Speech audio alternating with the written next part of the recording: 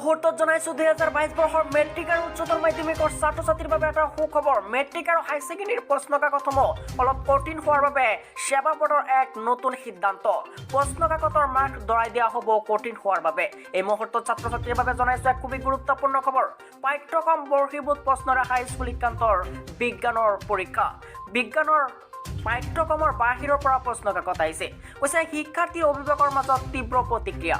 ভুল স্বীকাৰ কৰিছে সেবাই। কৈছে সকলো পৰীক্ষাৰ্থীক সংশ্লিষ্ট নম্বৰ প্ৰদানৰ সিদ্ধান্ত লৈছে সেবা বোৰ্ডৰ তৰফৰ পৰা।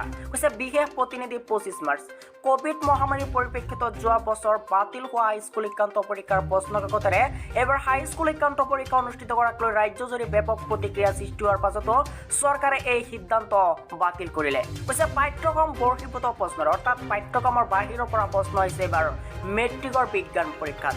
কৈছে নকৰি সেই একে প্ৰশ্ন কাকতেৰে এবাৰ পৰীক্ষা অনুষ্ঠিত কৰে সেবা বোৰ্ডে।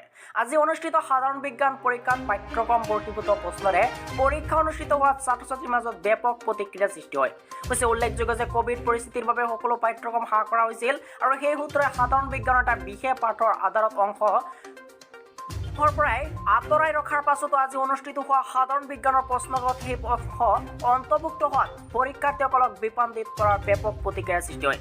ইফালে অমৰ বা প্লেন ষ্টেণ্ডাৰ কি কাৰ্য সম্পন্ন কৰে শীৰ্ষ 3 নম্বৰ এই প্ৰশ্নটো থকা পাঠ্যক্ৰম বাতিল কৰা হৈছিল বাবে পৰীক্ষাৰ্থীয়ে সেই অংশটো আয়ত্ব কৰা নাছিল।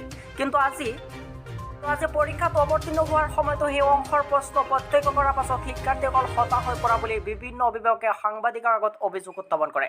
আৰু শেহতীয়াকৈ জানিব পৰা মতে এই সমগ্ৰ বিষয়টো সেৱা কৰ্তৃপক্ষক পুৱাৰ ভাগতে অৱগত কৰা হয় আৰু সকলো শিক্ষাৰ্থীকে উত্তৰ 3 নম্বৰ প্ৰদানৰ সিদ্ধান্ত গ্ৰহণ কৰা বুলি জানিব পৰা গৈছে সেৱা বোৰ্ডৰ তৰফৰ পৰা।